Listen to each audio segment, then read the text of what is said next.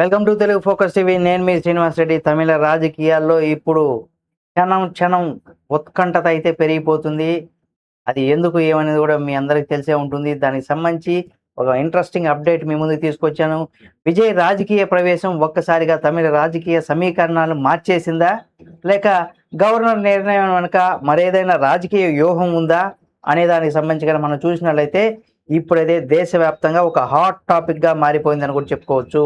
అంటే అత్యధిక స్థానాలు సాధించినటువంటి విజయ్ నేతృత్వంలో టీవీకే పార్టీ ప్రభుత్వం ఏర్పాటు చేసే అవకాశం ఇవ్వాల్సినటువంటి సమయంలో ముందుగా 118 మంది ఎమ్మెల్యేల మద్దతు పత్రాలు చూపాలని కూడా గవర్నర్ ఇక్కడ డిమాండ్ చేయడం ఇప్పుడు ఇది ఒక పెద్ద వివాదంగా మారిపోయింది. అయితే ఇక్కడ రంగంలోకి దిగారు ఒక సీనియర్ న్యాయవాది ఎంపీ కపిల్ సిబాల్. ఆయన చేసినటువంటి వ్యాఖ్యలు ఇప్పుడు తమిళనాడు రాజకీయాలని ఒక ప్రకంపనను సృష్టించాయని కూడా చెప్పుకోవచ్చు. ముఖ్యంగా గవర్నర్ అనేది కూడా రాజ్యాంగం ప్రకారం కాదు, రాజకీయ ఆదేశాల ప్రకారం పనిచేస్తున్నారు అంటూ కూడా కపిల్ సిబాల్ చేసినటువంటి వ్యాఖ్యలు దేశవ్యాప్తంగా చర్చకు దారితీశాయని కూడా చెప్పుకోవచ్చు. అసలు రాజ్యాంగం ఏమంటుంది? అత్యధిక సీట్లు సాధించినటువంటి పార్టీని ముందుగా ఆహ్వానించాలా, లేకపోతే ముందే మెజారిటీ నిరూపించాలా అనే దానికి సంబంధించి మనం చూసినట్లయితే ఇప్పుడు ఇది ఒక ఆసక్తికరమైన ట్వీట్గా మనం చెప్పుకోవచ్చు.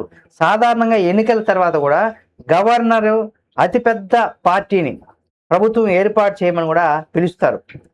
ఆ తర్వాత అసెంబ్లీలో ఒకవేళ వాళ్ళకి ఎవరి మద్దతు లేకుండా గవర్నమెంట్ ఫామ్ చేసేట్టుగా ఉంటే 100% అక్కడ పత్రాలన్నీ కూడా సమర్పించేసి ప్రభుత్వం ఏర్పాటు చేయమని కూడా గవర్నర్ చెప్పాలి.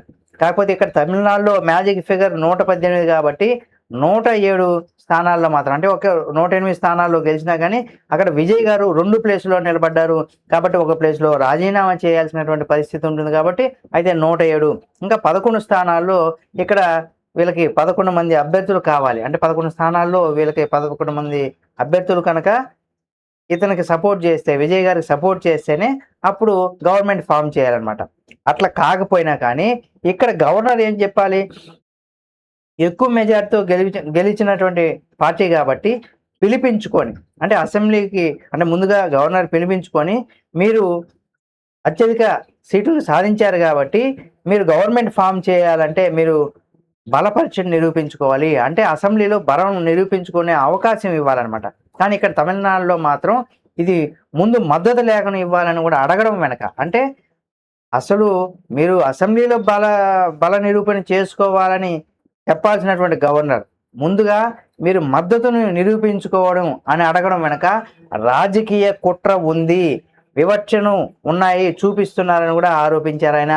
మరోవైపు కాంగ్రెస్ పార్టీ విజయ్కి మద్దతు ప్రకటించడంతో రాజకీయ సమీకరణాలు ఒక్కసారిగా మారిపోయి, అయినా గవర్నర్ ఇంకా గ్రీన్ సిగ్నల్ ఇవ్వకపోవడంతో మరింత ఉత్కంఠత అయితే రేపింది. అయితే ఇప్పుడు ఇది దేశవ్యాప్తంగా కూడా ఒక ప్రశ్నగా వినిపిస్తుంది. విజయ్ సీఎం అవుతారా, లేక తమిళ రాజకీయాల్లో మరో భారీ ట్విస్ట్ ఎదురవుతుందా? ఇక ముందున్నటువంటి పరిణామాలు ముఖ్యంగా తమిళ రాజకీయాలను పూర్తిగా మార్చే అవకాశం ఏముందనే దానికి సంబంధించి కూడా మనం చూడాల్సినటువంటి పరిస్థితి ఉంది. అంటే చాలామంది అభిప్రాయం ఏంటంటే ప్రజలు ఎక్కువ మెజారిటీని ఇచ్చారు కాబట్టి విజయ్ 100% సీఎం అవుతారు అనేది ఒక వాదన చాలా బలంగా రాజకీయ విశ్లేషకుల్లో కావచ్చు, ప్రజలైతే చాలా బలంగా నమ్మి ఉన్నారు. మరి దీనికి సంబంధించి ఎటువంటి పరిణామాలు చోటు చేసుకుంటాయనేది కూడా మనం చూడాల్సినటువంటి పరిస్థితి ఉందో. చూద్దాం ఏం జరుగుతుంది ఏమనేది కూడా. ఈ వీడియో మీకు నచ్చితే లైక్ చేయండి. మరిన్ని వీడియోల కోసం మన Telugu focus TV channel subscribe చేసుకుని పక్కనే ఉన్న బెల్ బటన్ ఒకటి మాత్రం మర్చిపోకండి.